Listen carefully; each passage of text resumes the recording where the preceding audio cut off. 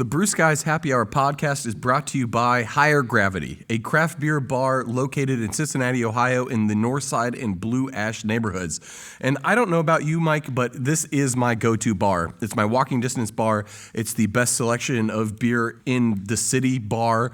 It is the Mug Club bar. It is the best draft selection bar. It's the best to-go beer bar, and frankly, the best bartender's bar. I love the one in Northside because it is a fantastic place. There is a massive amount of beers on tap, a great bottle selection. I love it, man.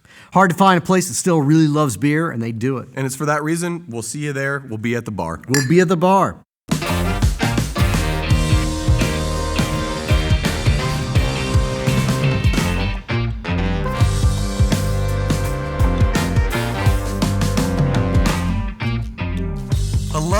Hello. Welcome to the Brew Skies Happy Hour podcast. I am Brett Coleman Baker, owner and brewer at Urban Artifact in Cincinnati, Ohio.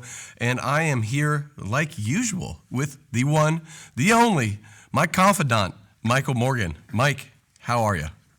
I am doing fantastic, Brett. I've been dodging the man, staying out of jail, keeping my nose clean, and I am really geeked to be here recording the podcast, drinking some beers. We are drinking some Anchor Steams today for a reason. This beer's been around since 1896, but it is still called one of America's first craft beers. So we got a pretty special episode today. We do, man. I am geeked that this guy, Fritz Maytag, who, as you may or may not know, is the founder of Anchor Brewing Company, the modern founder of Anchor Brewing Company. Which is actually an interesting part of what we're going to get into with this interview. And if the name Maytag sounds familiar to you because it's on every appliance in your house, that is not coincidental. He is from that Maytag family. I don't remember if it was his grandfather or his great-grandfather, but one of his grandfathers started the Appliance Corporation. He's one of two guys that gets called founder of craft beer. He starts out with a pre-existing brewery, and I've always kind of struggled with the details of this, so I'm pretty geeked, not only that he took our call and agreed to talk to us, but also to get into this and really understand how a brewery that had been around since 1896 becomes one of America's two first craft breweries. And on that note, Fritz, thank you for joining us. How are you? I'm doing well, thank you. So, Mr. Maytag, one of the things that I think is fascinating about your story is that you didn't set out to be a brewer. From what I understand, it wasn't even anywhere on your radar. This was very serendipitous. You just happened to be hanging out at your favorite bar in San Francisco, and somehow that wound up in you owning a brewery. Is that how it happened? Yes, that's absolutely right. It was the old spaghetti factory, and it was my hangout. So what was the beer like then? What did you like about it as a 20-something guy on the customer side of the bar? Well, it was often a little bit tart, but it was what I liked about it was that it was a local, distinctive, rather odd named product, and it was all they ever had on draft at the old spaghetti factory. The owner, it's a long story, but he dreamed of having a bar and having a restaurant and having Anchor Steam on draft. You said Anchor Steam was a little tart? Knowing what you know now, do you think that... Well, I know it's now that I look back on it all, I know perfectly well what the story was, but sometimes it was worse than others, but it was, he never served it if it was bad. And frankly, at that point, I just thought it was a little odd and I enjoyed drinking it. I love sour beer. It's all we make. So that's it's an interesting anecdote. I hate sour beer. I spent the next several years, quite a few years, desperately trying to figure out how to make beer that would not go sour in an old-fashioned, traditional, medieval, really, brewery without refrigeration or proper cleaning. And I hate sour beer. And I just can't, I studied brewing and I knew about lactic beers, but I hate sour beer. So that we have that difference. So was it a lot of just guess, check, change the variable, try again to chase that sour bug out originally, or did you have a group of brewers you could lean on? No, it was a long, long, long. It took a while. After I invested in the brewery, I bought control from some people who were bankrupt, didn't want to go bankrupt, and sold for nothing. So I was partner with the man who owned the other half, and I tried to figure out what to do. And I went out trying to sell the beer, and it didn't take long to realize that it's hard to sell bad beer, and that something had to be done, and I took on the task of figuring out what to do, and it was a long process. I did not do what in retrospect would be the obvious thing, and that is to hire a retired brewmaster to tell me what to do. I just figured it all out myself over a long period of time. I did get advice. I got wonderful advice right away from a man who called me up and said he'd heard I bought the brewery, and he was now retired, but he used to work for a major brewing supply company, and he had told me he had traveled the West with a microscope in his car and consulted with brewmasters all over the West, and that he could give me a few tips about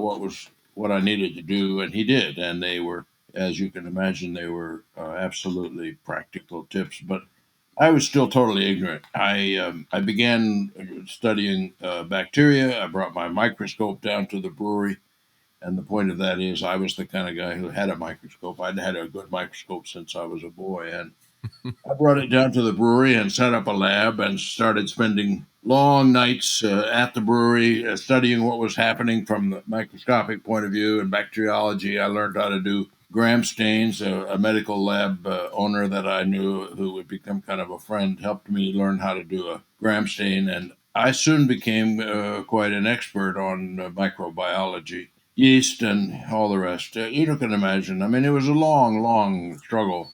We had a cool ship in those days. We would pump the hot wort up to the roof from the brew kettle. That was the only pump in the brewery. And it would fill this shallow galvanized pan with open to the outside. One morning I came in, there were pigeons hanging out in there. For those of you who are wondering, a cool ship is not just a neat ship. A cool ship is used to cool the beer prior to fermenting it. Back in the day, this was done because we didn't have the technology to cool the beer with glycol or cold water or ice, especially depending on where you were in the country. So they used a cool ship. I always think that it's associated with spontaneous fermentation, like with yeast falling into the vat like you do a Belgian beer. Is that not right? Kind of. Cool ships are traditionally used with spontaneously fermented beers, but they were also used with regular beers back in the day as well. However, the thing was, back when cool ships were the hot technology, people were still using brewer's yeast to do the majority of fermentations, and you would drink beer young and fresh before the wild yeast and bacteria had chance to take over and make it funky or sour. So on one hand, yes. On the other hand, no. If it's sitting out in the open, funk is going to drop into it. Yes. It can get spontaneously fermented, whether that's your intent or not. Yeah. A little bit of night air brings all sorts of joy for everybody to share. Anyway, I looked at all of this in the microscope, and I could see a zoo. I realized we had to have a sterile wort going into the fermenter, and that was the first step. And so I've used the cool ship as a holding tank for plate heat exchanger, and built a special room, a cleaner room, and all the rest, and got a plate heat exchanger, and was able to and learned how to sterilize it with hot water and cool the wort down to roughly 60 degrees Fahrenheit, and tested it going into the fermenter, and it was sterile. And so that was a big achievement. That was a big, big deal. And then I went from there, all the obvious steps, and I mean, it was just a hell of a story. Yeah. Incidentally, my microscope is now in the Smithsonian in the craft brewing exhibition. But We were going to get to asking you how cool it feels to be inducted into the Smithsonian. Well, very cool. But the point I was going to make is that by the early mid 70s, we had the most modern small brewery in the world by far. And there was no brewery anywhere in the world more traditional in the basic brewing philosophy. And I would argue, for the fun of it, with someone who knows brewing, that we had the most modern brewery in any size in the world. We were all stainless steel except the copper brew kettle. We were all cleaned in place, tanks, pipes, pumps, everything, all sterilized with hot water and tested for sterility constantly with super high quality microbiology abilities. We were centrifuging the finished beer, flash pasteurizing the finished beer, aseptically bottling the beer with carbon dioxide for counter pressure, and testing all of this. I don't think there's another brewery in the world. Now, I would argue Coors was probably the most advanced brewery in the world, and the only difference there was that they had glass-lined tanks, whereas we were stainless steel. But just to make the point, we were all stainless steel and all cleaned in place. There was nothing like it in the world. Were you doing that in the original location, or was that after you moved? Yes. Believe it or not, we were in this a very funky, strange little building. Several people who knew brewing came to visit at that point. Jeff Coors was one. I took him around, and when we finished, he looked at me and he said, "I would give anything to have what you have here. This is unbelievable," he said. And I know what I have seen, and I got to tell you, this is just incredible. There were two or three other people who really knew brewing who came then. We had tried to keep all of this secret from the industry. I didn't want anyone to realize that we were what we knew, which was we had the world by the tail. The world didn't know yet, but we thought we knew. We were sure. I was sure that we had the right idea to make a very, very traditional beer by hand in a small little brewery and sell it pretty much locally and have it be without any additives or adjuvants or anything like that. Actually, we did use Burton salts. I would say, otherwise nothing. And I was just sure that we had a product and a great story. What I like to say is what the world wants is a good story that's true. And we had a wonderful story, and it was true. And a bizarre name, Anchor Steam. I mean, there was never a worse name for any. With a name like that, it's got to be good, right? Anyway, I tried to keep it secret. There was a report that came out every month of California beer sales, and we were always listed because we were a brewery, and it always read zero point 0.0. I thought that was fantastic because it meant that nobody realized what we were up to. Nobody would realize what we were really up to. And then one day it read zero point 0.1, and we were off. So you mentioned that no one saw it coming, and that was good because it gave you a leg up on the competition. What was it like when, like people like Ken Grossman started poking around and asking a bunch of questions? Did you ever feel like, who's this guy? I need to squash this competition? Or like, was it more like, oh, thank goodness I finally have somebody else who's going to push this narrative of what beer can be? Well, it was a little bit of both. The first one was New Albion, who set up in San Rafael and brewed an ale, but unfortunately, he was a charming guy, but kind of prickly. And so we didn't really know each other well. But in my opinion, they failed because they were a classic English brewery trying to bottle without pasteurization. And of course, they had bacteria contaminating the product and it went sour. And that's one of the reasons I don't like sour beer. But then came Ken, and it surprised me. But the truth is that at that point, I did not think that anyone would be capable of doing what we had done. And I wasn't at all frightened, really. Ken was the first, obviously knowledgeable person that came to to me for advice, and I gave him a lot of advice. I said, clean, clean, clean, clean. And he took the advice, or already perhaps already understood that that was what's needed. And so at some point, I shifted from thinking nobody would ever be human, it wouldn't be humanly possible to do what we had done, to realizing that there were going to be others, and that, the old saying, the best place to open a shirt store is next to a shirt store. So all the people who started up in those early days were copying us to almost totally, in not just in brewing, traditional brewing, but in the whole marketing style and all the rest of it. I still call Sierra Nevada Sierra Duera, monkey see, monkey do.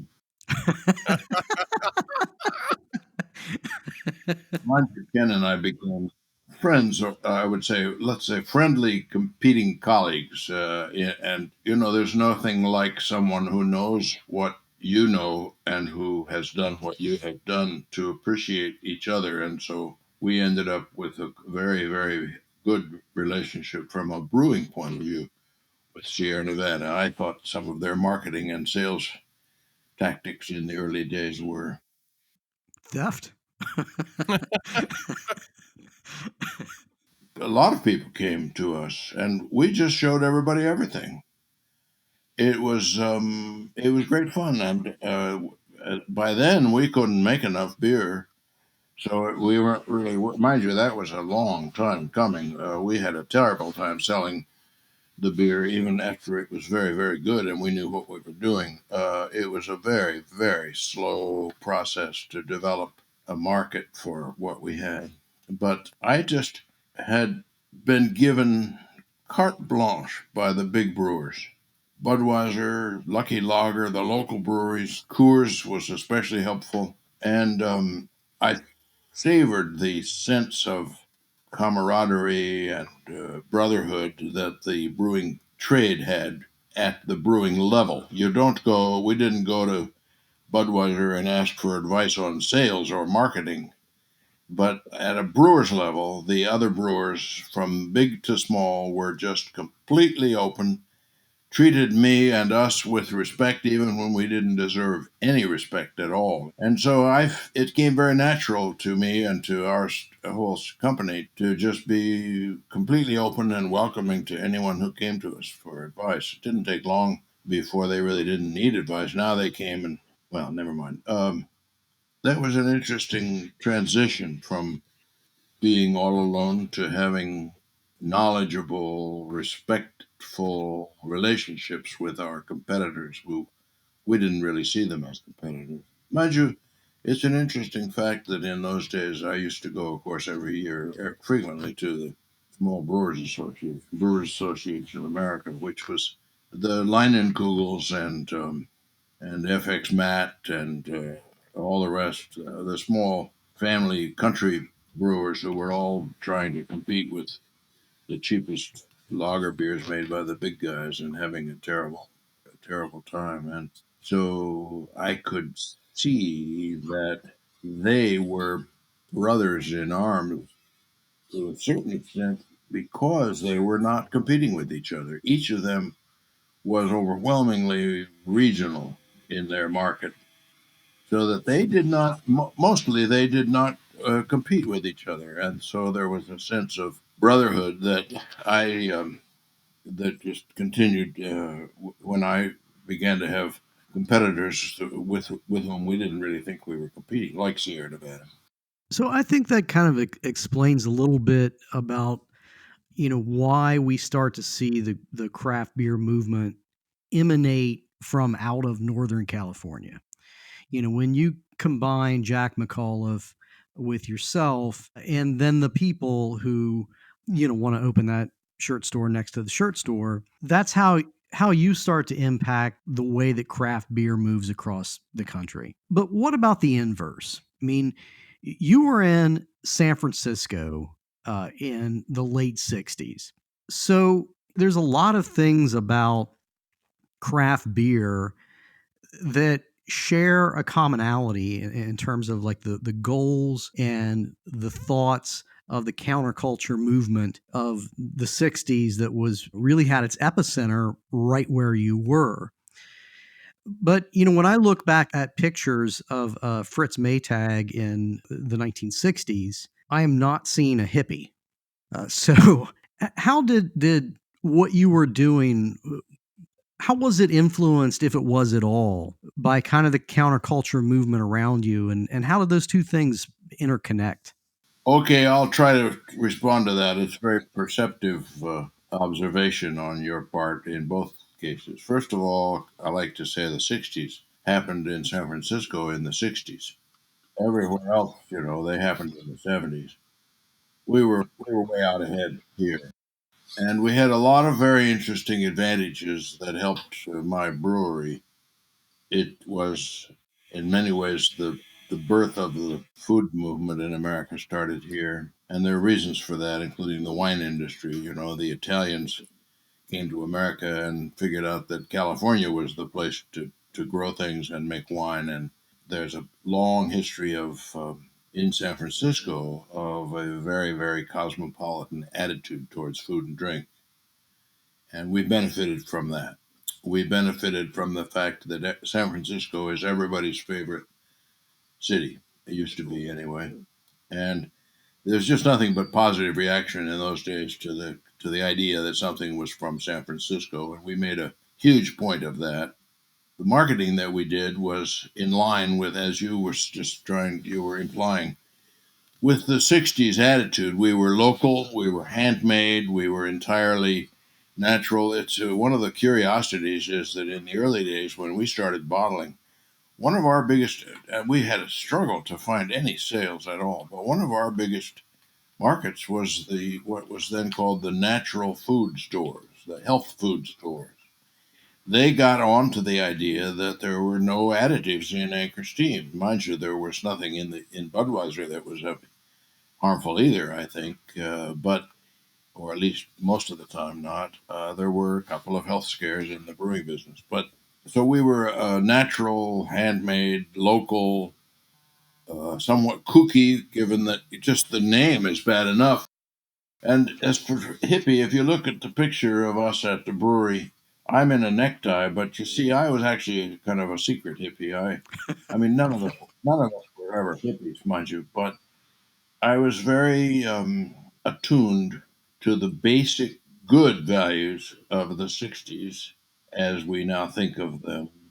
But I grew up, my father ran the Maytag Appliance Company. I grew up in a business environment. Manufacturing was in our family blood. And I also was too proud to fail. I struggled frantically to not fail. I like to say, I was crazy for 10 years. I just refused to admit we weren't going to succeed. And I wore a necktie every day. San Francisco was one of the places in America where every man who was in any way professional wore a necktie. A lot of people don't realize that, but in Palo Alto they didn't wear neckties. But in San Francisco, if you were in business and you were a man, you wore a necktie, or you were just a nothing. And I wore a necktie every single day, all of those years, even though we were south of Market, which was the wrong end of town. It was on the wrong side of the tracks. But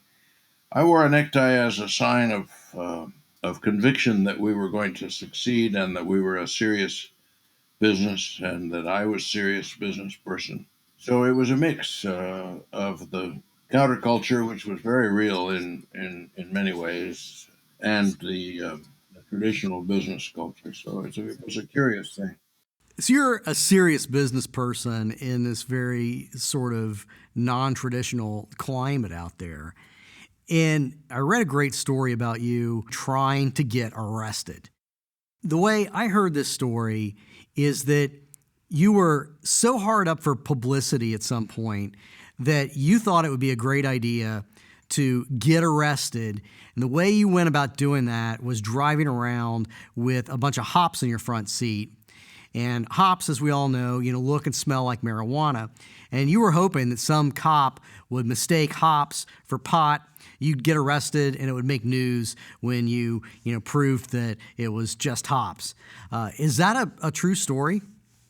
Yeah, that's actually a true story. And so in those days, we were desperate for publicity. The feeling was that a lot of people thought the brewery had gone bankrupt years before. We needed any kind of publicity, and I lived on the other side of the Haight from the brewery. I had to drive through the Haight every night, and I had a hop sample, and I put it on the side on the passenger seat and drove through the Haight, thinking that it would be great fun if I got arrested, and it turned out to be hops, of course. And so that's a true story. I did that for I don't know, better part of a week maybe. I drove back and forth with the hops on the front seat. And did you ever succeed in getting arrested? No, you couldn't get arrested in those days. Nobody got arrested. Which goes back to San Francisco. I mean, so the 60s does happen in the 60s in San Francisco, but you know, you grew to a point where it was necessary to get a new location. And I've read that you were very dedicated to staying in San Francisco, but when you were making that decision, I mean, and San Francisco is such an amazing, gorgeous city. I love to go there. But in the 70s, I mean, it was really kind of its low point, correct? I mean, that was you were making a commitment to stay in a city that was really in its roughest times in the 1970s. In what way would you say it was a rough time? I guess what I'm referring to is that I've read the crime rate was really high in San Francisco in the 70s. I mean, you had Zodiac running around killing people, and a couple famous serial killers out there. I just kind of equate San Francisco in the 70s with being kind of run down and in a really bad state. You know, it's not like New York, for example, which declared bankruptcy in the 70s, and everybody was really fleeing from it like rats off a ship. But it still sounds to me like San Francisco was kind of on hard times when you're making that decision to double down and build a bigger brewery there. Yeah, I don't share that impression, but frankly, I didn't even think about it. I lived here and we were here, and that San Francisco was a great place to be. And I think the whole economy, of course, went through hell. When I was building the new brewery, the prime rate was 21. Wow. Yeah. Oh my goodness. 21? Yeah, it hit 21. I had a horrible time borrowing money. It took me forever. I was absolutely on the utter total verge of bankruptcy for a year or more and unable to get a real loan. It was just unbelievably difficult time. What a weird dichotomy versus today, where money's basically free and it's easy if you have half a brain and a good business plan to get some money. Yeah. Well, you remember that was what they called stagflation. The economy was struggling and there was wild inflation all at the same time. So when did things start to turn around? I was in the black in 75, 10 years. Wow. Wow. You were chugging away and wouldn't give up for 10 years. I mean, there had to have been days where you're like, I just can't do it anymore. Yeah, no, I was crazy. I wouldn't admit it. I wouldn't admit it. I had my own financial resources. I had been given money when I was a boy by my father. Everybody who does something like this has to get money from somewhere, their grandparents or their friends or their parents or something. And I had mine. I didn't have to go out and beg for it. I already had some, but it was a desperate thing to spend it like that. Like that. I had to write a check every Friday for payday, and then eventually I would not write a check on a Friday, and then not again for the next Friday, and then not again on the next Friday, and then I would have to write a small check. And gradually, we were actually in the black, and that was when I realized that we had to have a new building and a new brewery, and started getting serious and started looking at buildings. So that feeling of we are going to change the face of American beer, I mean, that had to have hit you far sooner than profitability. I was sure we were going to. I used to say we have the world by the tail. The world doesn't know it yet, but mind you, I wasn't absolutely sure. But I just I had a strong inkling that we really had the right thing at the right time in the right place. And I also, from early on, was determined not to grow big. I told Ken Grossman once, you wanted to get as big as you could, and I wanted to stay small, and it doesn't mean that one of us was wrong. I used to visit business schools and give talks, and I always focused on the few students that I knew were there who maybe wanted to start a small business, who didn't necessarily want to get as big as you could. In those days, everybody wanted to get as big as they could. You know, that was kind of the main thing. And business means you turn into a billionaire. And I didn't want to. I liked it being small. I wanted to stay small. I struggled in many ways against growing bigger, and it was a big advantage, I think, from some points of view that my goals were modest. Was that about the quality of the beer and the freedom to brew what you wanted? I was convinced in those days that small handmade products could be better. I changed my mind about that over time to a significant extent. The sign of a great mind is that it can change, right? I became impressed with the fact that modern technology, computers, among other things, but also clear thinking management concepts, could lead to very high quality control, very high quality control, and that large companies some of them could, in fact, make great products and might even be able to be more consistent than a small company. But I didn't want to go there. I loved then, and I still love the idea of a small local, what I would call real enterprise, where the owner is actually responsible, where there's integrity in the sense that the company values and the owner's values are integrated. I used to use the example, if you're in Italy and you're staying in a small inn out in the country and they say, we've got two wines you can have with dinner, both of them very good. They're red wines, and one comes from the big co-op downtown, and the other one we make here from my grandfather's vineyard above the inn here. Which wine do you want? Well, there's no question about it. Right. You want the one that was made right there, of course. Absolutely. It's got soul. Yes. It's got integrity in this. It's integrated with the whole enterprise. Now, if you try that wine and you don't, and it's sour, the next night you have the one from the co-op,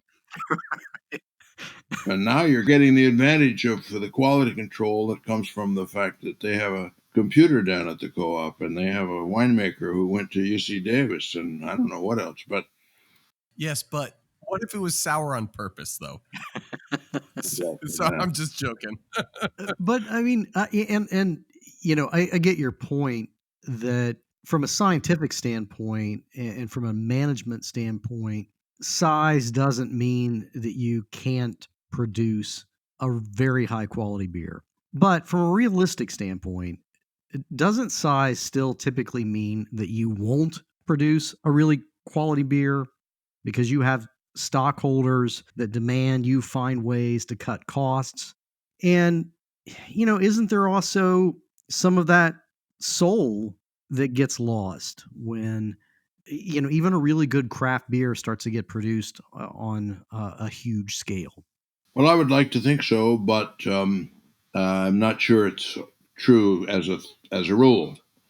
It can certainly happen, but the dynamics of size and quality in business is an astonishingly complicated story, I think. But the one thing that is consistent is there somebody at the top who cares with pride about the product, never mind the bottom line? If you're working for the bottom line and you're not proud of your product, it's just a tragedy. So, and that's, I think, more likely to happen in a big company or than in a small one. Although a lot of small companies are trying to get big, and that can be a problem there too. So, it's not an easy story, but it's an interesting one. Yeah, that's. I think those are all good points. So holiday beers are my favorite type of beers. They're malty, they're spicy, They're not hoppy usually. They're just wonderful treats that come out right around the holiday times when spirits are high and you're getting with your family. It just feels good and it makes me feel good. I really love it. And in learning more about beer, I realized that prior to what you've done, Fritz, holiday beers in this country haven't existed since Prohibition. So, what was it about holiday beers, about seasonals in particular, that made it so that you guys wanted to brew our special ale, which is your Christmas beer? Well, it's a long story, but I would say to you, I consider the whole Christmas Ale project just an absolute triumph. I used to say there are two things that the brewer needs. One is a beer that is only available in the winter when sales drop off, and the other is a retail sign so good that the retailers will pay for it. I never achieved the sign, but I did do the beer. I knew about the history of seasonal and also ceremonial beers. You know, in England, I've studied brewing history at great length. I had a wonderful library that I had accumulated over many, many years, and I read those books. And I knew about the history of beers that were brewed for special events, often in England for church events, but also bride ale. When I got married, I made a bride ale for my wedding. So I knew about that history, and I wanted to try an ale. I knew I needed more than one product. It was risky to have only one product, and I tried to brew an ale, and I didn't like the result. Went to England and visited all kinds of small breweries, which was fascinating, but actually very depressing because they were all so primitive, and none of the beers were interesting in any way to me. And so I came home and brewed a barley wine and a Christmas ale that fall of '75. Both concepts that I had developed as I was working on the question of what kind of ale to make. And the first Christmas ale was just basically my second attempt and a serious attempt to make a very, very traditional ale. You know, there were no all malt ales in England. In Britain, well, I take that back. Maybe Guinness was. I don't know about that. Might have been. But there were no porters in England. No dark beer, no true dark beers in England. They were all colored with caramel, you know. And so we brewed the Christmas ale was simply a very, very serious attempt to make an old-fashioned, pure, simple, traditional ale. It was only later that we added spices and flavorings and stuff, which was another triumph, I thought. Anyway, we didn't have capacity to brew ale on a regular basis. So I just did it that once and sold it as Christmas. We only had a few hundred cases of it, 200, I think. But put a tree on the label, and that continued all these years. So it's been a triumph, and the number of people who've copied it is just absolutely astonishing to me. One of the things I'm proud of is we said Merry Christmas, Happy New Year on the label, and we have every year since. Even in '75, I knew that was naughty. My sister converted to Judaism and raised her children in the Jewish faith. And I said at the time, if I was Jewish, I would launch a Hanukkah ale. We were free to do anything. That was the beauty of being small. You see, I came home from England and I said, we're going to brew a barley wine, and they said, what's a barley wine? I said, all malt, high gravity, no sparge, just it was original gravity. It's 24, and all malt and highly hopped. There was nothing like it in the world, and we just did it. We did it the next week. I could do anything I wanted. I was like a craftsman with the tools, you see. You created so many modern American styles that way. Old Foghorn, like you were saying, Liberty Ale, arguably the first American IPA. Is it just as simple as that? You had your tool chest and you're just like, We had the tools. I had the momentum and I had the knowledge. I was thinking about that the other day, the knowledge. You know, in England, in London, the taxi drivers, you know about that? no. No. Oh, well, imagine trying to drive a taxi in London. Somebody gets in and he says, I want to go to 22 Winkleton Place, which is 20 miles from the center of London, and down some funny little street and up a hill and around a corner. And then there are only 6 houses. Who's going to know how to go there? Before the GPS searching and all the rest. And so you used to see in London people on bicycles with a great big thick book in the basket in front of them, and they were out. They were planning to become a taxi driver, but first they had to acquire what was called the knowledge. That is, they had to know London, every single place in London. That was called the knowledge, which is just a lovely concept. Yeah. And Yes. so we had the knowledge, you see, and we had the tools, and I had the imagination or enthusiasm, maybe is better, and we just ran wild. We had we had a wonderful time. Wheat beer, the whole thing, you know. I mean, we were anyway. When you look back on it, I mean, do you have a proudest moment with Anchor? I do actually, but it was after I sold it. I was in the brewery a year or so after I sold it, and I went up to the roof office, which I had built for myself to sort of get away and have quiet meetings and take a nap or think without anybody around. Anyway, they had converted it to another use, and so then I walked down through the brewery from that roof office all the way to the cellar. And when I got down to the bottom, I realized that I had personally done everything that was physically in the brewery. Someone else would install it almost always. I might have helped, but it was my concept, my design, my with all kinds of help, of course, from my staff, from outsiders, from all kinds of consultants, and all the rest of it. But I had personally designed and basically installed every single thing in that brewery. I was astonished.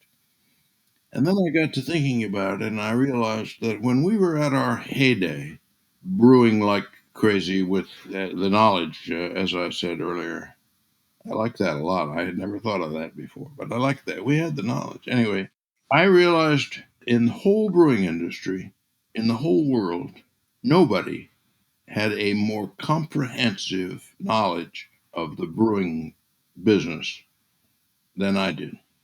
I had delivered the beer and picked up the empty kegs with stale, old, nasty fish on top. You know, I had driven the truck. I had written out all the bills. I had crushed the malt. But I especially had a knowledge of every aspect. Now, of course, in any given part of the brewing world, there were many, many people who had much more knowledge than I did, but I had a comprehensive knowledge of the brewing trade. I swear, I think like nobody in the world, which was an amazing realization. And I told a few people about it later, and I realized it sounded egotistical, but I'm telling you, when you asked me about the proudest moment, that day when I walked down through the brewery, I got an overwhelming sense of how deeply involved I'd been in every valve, every pump, everything. And it was thrilling. First of all, there is absolutely no shame in feeling that kind of pride. And, I would imagine that for a very long period of time, you had a depth of knowledge that I can't imagine anybody else did have. It was broad, you see, it was a broad knowledge. I had stood on malt in a floor malting in England. How many people? Well, hundreds, thousands maybe. But certainly hardly anybody else in America probably ever had. And I had grown hops in my backyard and watched them grow and climb and picked them and put them in the brew myself and you name it. And I had done it and I had read about it. So I knew it, but mind you, it was broad knowledge. It was not so deep really anywhere other than maybe brewing bacteria, but it was quite something. It was the knowledge. It was interesting. Is there anything that you would have done differently? Well, of course, the thing is that I didn't do, which I'm glad I didn't, but it's an obvious, terrible, terrible mistake. I didn't hire a brewmaster to come in and make my brewery and say, "Look, I've got some money. Just tell me what to do."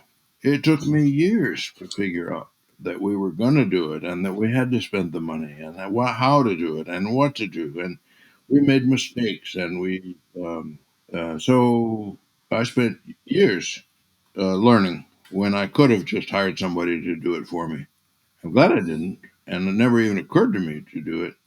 Although I did, I tried to hire twice. I tried to hire someone that I thought might be able to take over as basically as brewmaster. Someone to be doing the physical working and designing and running of the brewery. And in both cases, they turned me down. One was a charming German guy who ended up running one of the Schlitz breweries. It was in Florida. But he was a young, new brewer at Lucky Lager in San Francisco. And his family owned a small brewery in Germany.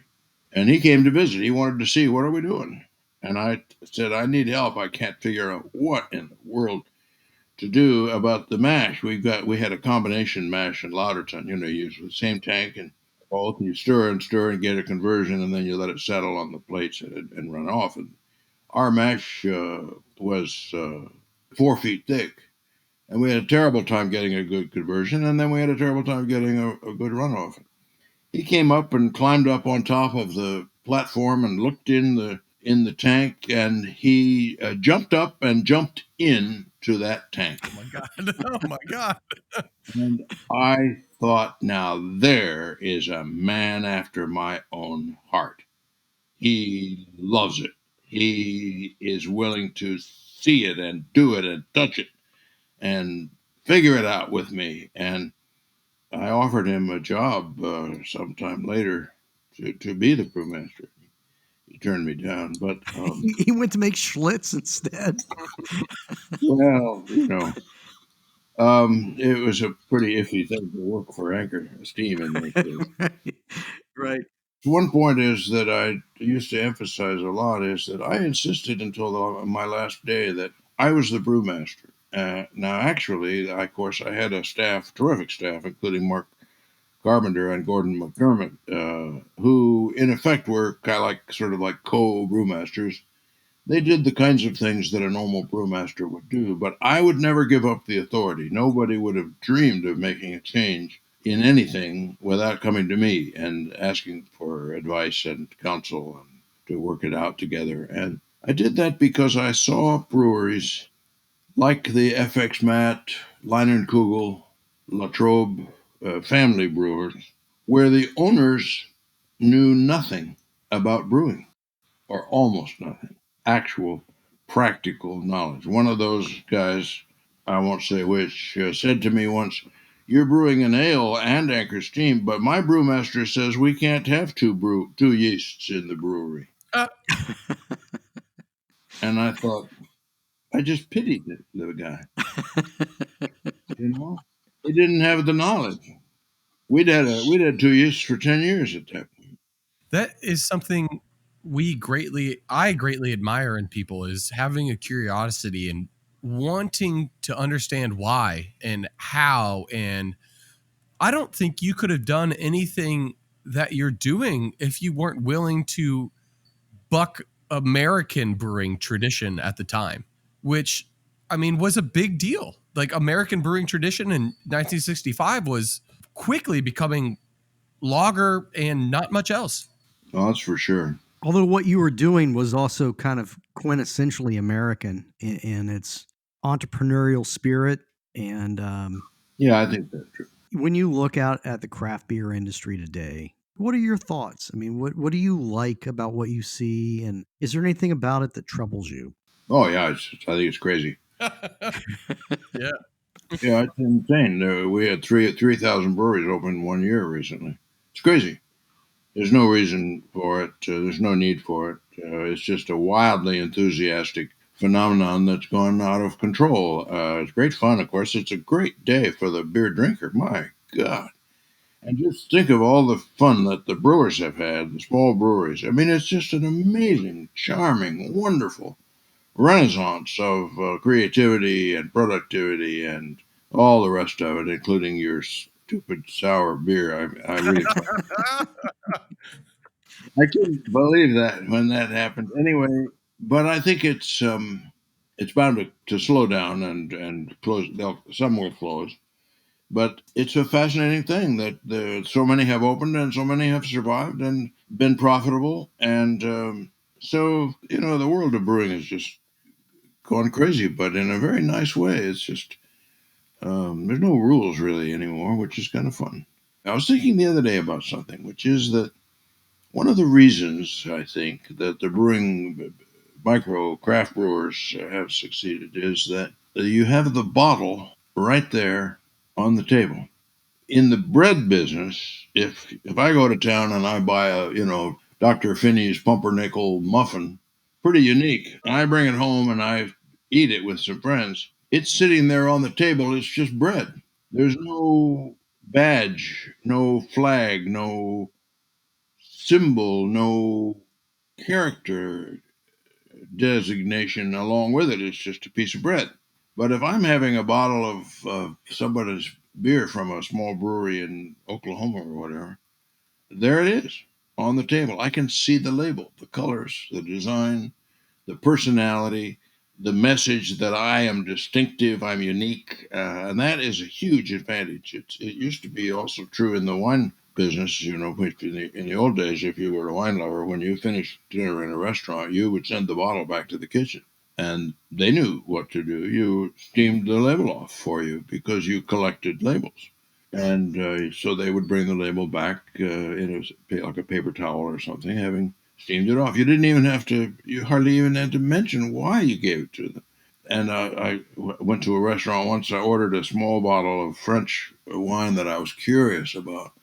And before I had finished, they came and took the bottle away. I jumped out of my chair and got into a knockdown, drag out fight with the sommelier.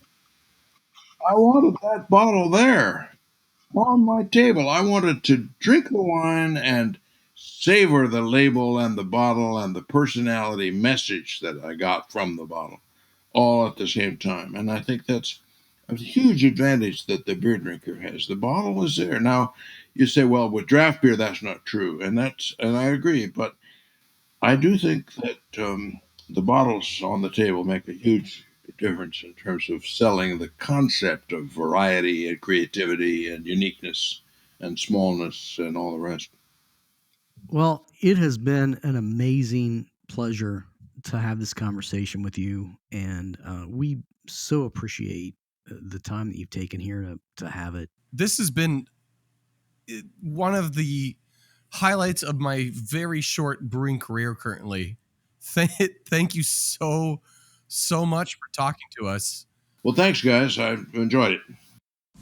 If you've enjoyed listening to the Brew Skies Happy Hour podcast, please subscribe and like our show on whatever streaming service you use, whether that be Spotify, Apple, or YouTube Music, or any of the other ones that are available. We would greatly appreciate it, and it goes a long way towards us being able to continue to produce this great content. So I learned a lot of things, Brett. What was the most amazing thing to you from that interview? Well, personally, on a very selfish level, being told by the father of craft beer, or one of the fathers of craft beer, that the beer that you have dedicated your life and financial future to making is stupid felt good. I mean, put that on a shirt and it's going to sell. So that felt pretty good. On a bigger holistic history level, what I think was really eye-opening between these two conversations with Renee and Fritz was how different of people Jack and Fritz were. Yeah, they definitely. were on polar end of the American capitalist spectrum, where you had basically the libertarian wet dream that is Jack McAuliffe doing his thing his own way and not giving a shit about the business and the finances and well, I can't say that for sure, but like seemingly and not worried about anything else besides doing what he's going to do because damn it, that's what he wants to do and he knows what's good and he wants to make it and sell it and share it with people. And on the other end, you have more of the traditional American capitalist dream of I'm going to buy a smaller failing brewery that has the infrastructure in place, that has all the harder bureaucratic bullshit work done, come in and give it the sold spit polish, finance it a little bit better, get that marketing plan down right, focus on the business while also investing in the infrastructure so you can make quality beer and you can increase your consistency and spend a little bit of money in the hopes of getting more money in the future. It's these two things that really, to me, highlight why people debate who was first, because they both had such different ideological principles. But at the end of the day, they're both similar in the sense that they knew that quality beer was really step one. Yes. And they came about that in different ways. But I guess I struggled with always hearing Fritz Maytag mentioned as like father of craft beer in America.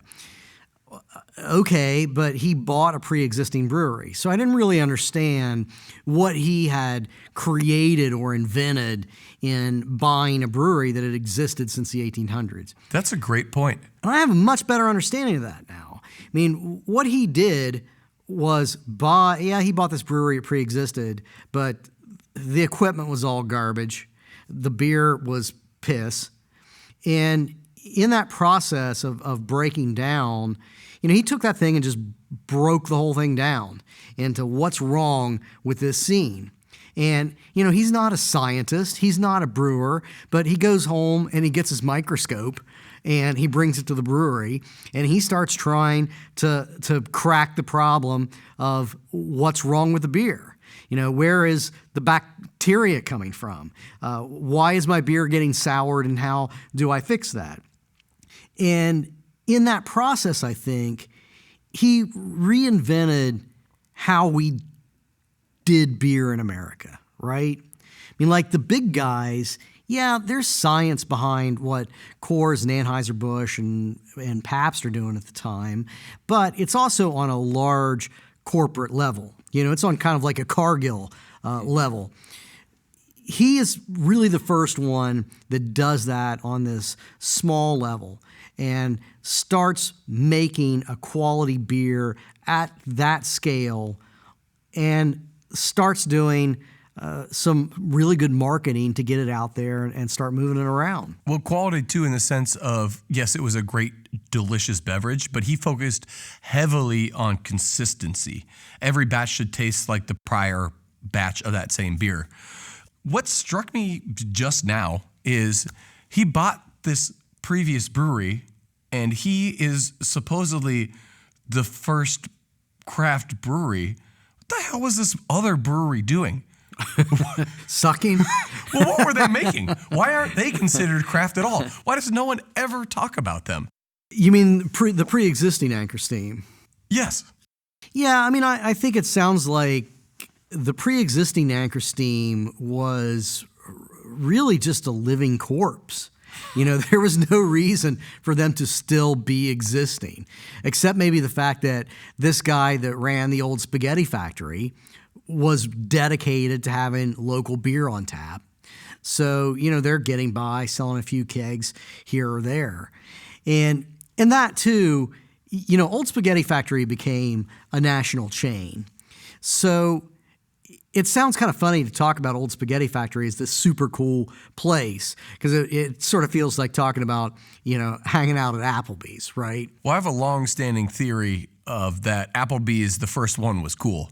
When Applebee's came out, it was probably pretty awesome. Yeah. But it's not anymore, obviously. Yeah. Yeah, I don't know their history, but yeah, there was probably like some really funky, kick-ass bar restaurant, by some guy named Appleby somewhere in Wisconsin or whatever, and they turned it into a chain. Did the same thing with the Old Spaghetti Factory, and actually for a chain, I used to go to Old Spaghetti Factory as a kid a lot, and they were pretty cool. But nevertheless, it was not a chain that they're talking about. This was ground zero of Old Spaghetti Factory. It was such a cool, iconic place in San Francisco at that time that they turned it into a national chain. So, this Anchor Steam Brewery as it existed, I think that it was just a hanger-on. I don't really know that it's clear how they were still in business in the 60s when Maytag got involved. So, yeah, he didn't invent the name. He didn't create the brewery. But he did completely rebuild it, and he did reinvent it. You can turn something around so completely that it is the equivalent of creating it. I was also blown away by the fact that this guy came from a life of privilege and a lot of opportunity. And I think that there's a couple of different ways that you can handle that. You can Paris Hilton it and just run around and do a bunch of coke and, get out of cars without your underwear on. And, which I appreciate. I'm not against that. Feel free to keep doing that. But, you can just sort of rest on your laurels and take advantage of that wealth that you've been given, or you can really feel compelled to go out and make your own way. And he is definitely of that second category. This is a driven man. I believe in luck on a personal level, but I also believe that you can stack the odds in your favor. You can be prepared, you can be ready for when opportunities present themselves, but you still need the opportunity to present itself. Luck is part of every success story. There is not one success story out there that doesn't contain some luck, but it's rare that that's all that it is. No, it's a small point of it, and especially if you're... Sometimes it's a big point of it. If you win the fucking lottery, well, it's mostly luck. Well, and if you're in Fritz's shoes, too, he's probably thinking, oh, I'm not lucky. I fucking worked hard, and I did it, and I made it happen. But, there's some luck. The timing was just brilliant. It's just brilliant. And the difference, I think that, one of the things that we can see the difference between Jack McAuliffe and Fritz Maytag, and I think some of the other people that we're going to talk to, is a difference between capital. Fritz was trying to stay and work within his own budget, but at the end of the day, he wasn't going to wind up in a homeless shelter if his beer didn't sell. He had a buffer. And I think that's why some people kind of give him some flack for the fact that, oh yeah, this guy, starts out rich, so it's easy to do what he did. And that is bullshit. But at the same time, it would have been infinitely harder had he not had the confidence of the capital behind him. Had he not had the ability to break even or lose money for a while and not go bankrupt in the process. Well, it's a story as old as time. It's this whole thing, well, there's the cliche within beer of, how do you make a small fortune? Start with a large fortune, rip. Great, we get it. But if you put every single dollar you have into starting the business and getting it running, and you're just breaking even, well, you can never grow. You're infinitely forever stuck. And Fritz never had that issue. You can't really plan ahead when you're treading water. That's exactly what it is. So Fritz brings up this concept of the knowledge, this powerful mental force that is able to propel you to success. The way he elevates this, it's almost religious in a way. Now, he kind of glossed over it a couple times, but that whole story of the London taxi drivers and prepping and learning the knowledge, it's just this common thing. Yeah, okay, duh, you got to know what the fuck you're doing to do a thing and be successful at it. But the way he reveres it. What I got out of that is you have to sort of dial it back and think about it at the time. Let me use a very bad analogy. Like Blade Runner. I rewatched the original Blade Runner not too long ago, and it's a good movie, but you watch it, and it just feels like so many other sci-fi movies. It even has so many sci-fi cliches in it, and so it's just a fine movie. Until you realize that when it came out, it was the first to to do those things. All of those cliches are cliches because it came first. So I think it's hard sometimes to dial back and imagine what it was like when common sense wasn't common sense. When he's referring to the knowledge, my interpretation of it is the way that those cab drivers, intricately know the city of London. Yeah, you intricately know your brewery today, but that's kind of why this guy was the father of craft brewing in America. Because if you go back to that era, you have the mass breweries, and Anheuser-Busch, it's scientific, but it's scientific to a point where a bunch of cogs in a machine know when to press what button on what machine and pour, X amount of predetermined grains and hops into this vat or that vat. They're not really, no one individual is intimately involved with every process. They don't know brewing. Why they're pushing the button at the time they're pushing their button. Right. That is a very enlightening way to frame that. That's the knowledge. The why. The why is the knowledge. Yeah. Now, that's something I can relate to on a very intimate level because it's something I push hard at our brewery. Why are we doing this? And it's my favorite thing to ask employees, and I'm sure they fucking hate it. But I come up to them, and I play dumb, and I'm like, oh, why are you doing that? And I make them explain it to me. And they know I know, which, further makes them nervous. But you really can get to the core of someone's understanding by forcing them to explain why they're doing any given thing. Now, that's cool. And so that ultimately is why he should rank as one of the fathers of craft brewing. I mean, when you have Jack McAuliffe coming later, Jack McAuliffe also has the knowledge. He has the knowledge to build his own brewery. But really, Fritz Maytag, although he bought a brewery, everything in it was garbage. So he was also doing the same thing. He was the first one to really reintegrate all of the aspects of brewing on that scale, where the people working in the brewery can, like your employees, answer the why to every step of what they do. Elucidating, illuminating, educating. Was there any other words that I could make up that this conversation was? Absolute honor and a lot of fun. Fritz Maytag's a funny motherfucker. He really is. Holy crap. I've never felt so more honored and burned in my entire life, but holy shit. I mean, what a great happy hour. I think it's time to take this happy hour into a happier hour, and we should head to the bar. Absolutely. I'm going to even drink a sour.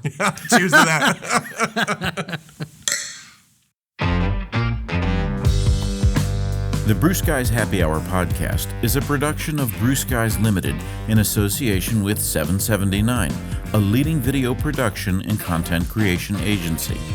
With over a decade of experience, 779 works with a wide range of clients, from global brands to boutique startups to mom-and-pop shops. Visit 779video.com for more information. That's the numbers 779video.com. This episode was edited by Dan Fennessy, who is also our executive producer. This podcast was engineered by Adam Rabinowitz. Thanks for listening.